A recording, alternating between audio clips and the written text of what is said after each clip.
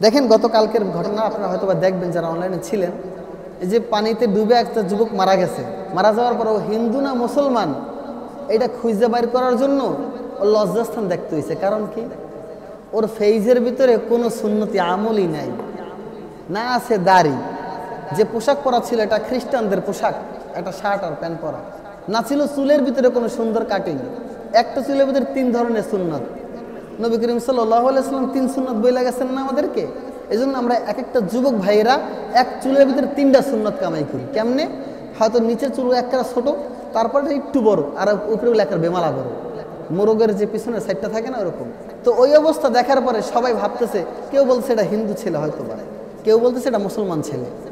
তো শেষ পর্যন্ত একজন জ্ঞানী ব্যক্তি বলতেছে, কেউ একজন ওরে উঠে নিয়ে পর্দার আড়াল নিয়ে দেখো যে মুসলমান না হিন্দু।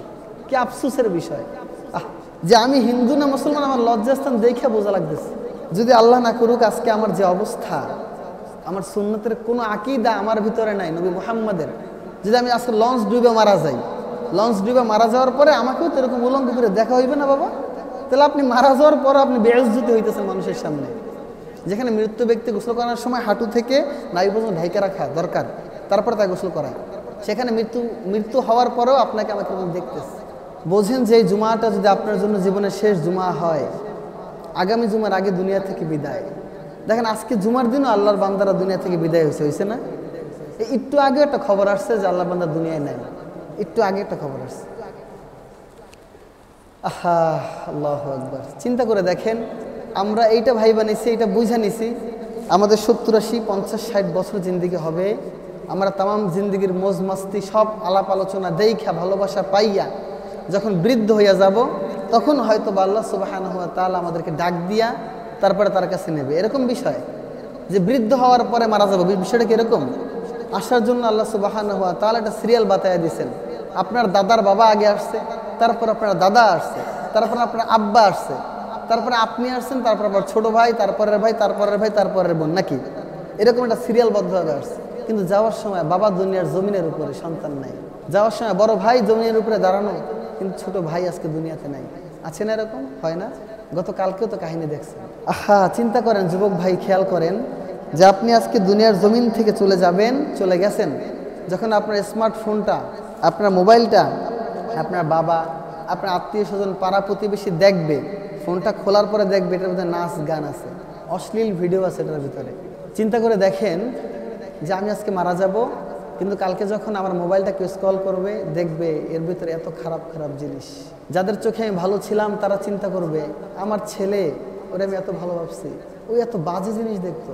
যুবক ভাই, খেয়াল করে দেখেন যে আমি আজকে দুনিয়ার জমিন থেকে বিদায় হব, আজকে আমার জওয়ানি আছে, শক্তি আছে।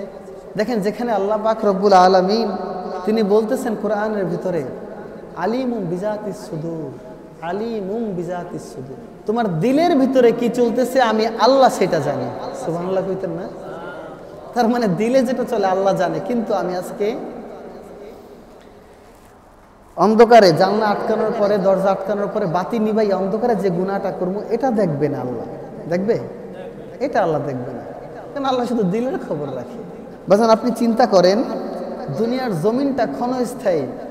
এই জমিনের উপরে আমিত্ব ভাবকে প্রকাশ করার জন্য, জমিনের উপরে নিজের ওয়েটকে ঠিক রাখার জন্য, এই জমিনের উপরে মানুষের কাছে আমার দাম বাড়ানোর জন্য মানুষকে সত্য মিথ্যা হালাল হারাম কিছু তমিজ না কইরা খাইতেছি।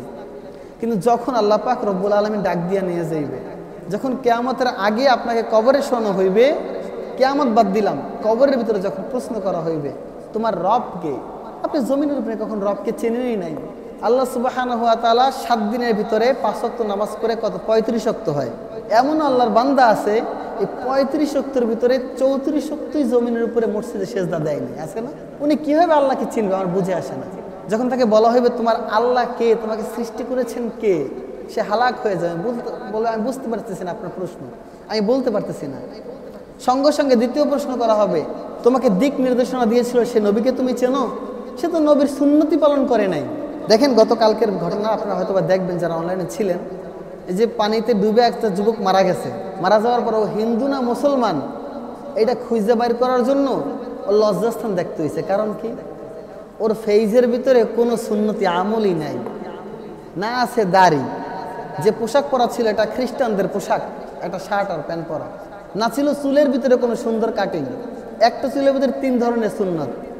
নবী করিম সাল্লাল্লাহু আলাইহি ওয়াসাল্লাম 3 সুন্নত বইলা গেছেন না আমাদেরকে। এই জন্য আমরা এক একটা যুবক ভাইয়েরা এক চুলের ভিতরে 3টা সুন্নত কামাই করি। কেমনে? হয়তো নিচের চুল একটা ছোট, তারপরে একটু বড়, আর উপরে একটা বেমালা বড়, মোরগের যে পিছনের সাইডটা থাকে না ওরকম। তো ওই অবস্থা দেখার পরে সবাই ভাবতেছে, কেউ বলছে এটা হিন্দু ছেলে হয়তো পারে, কেউ বলতেছে এটা মুসলমান ছেলে। তো শেষ পর্যন্ত একজন জ্ঞানী ব্যক্তি বলতেছে, কেউ একজন ওরে উঠে নিয়ে পর্দার আড়াল নিয়ে দেখো যে মুসলমান না হিন্দু। কি আফসোসের বিষয় যে আমি হিন্দু না মুসলমান আমার লজ্জাস্থান দেখে বোঝা লাগতেছে।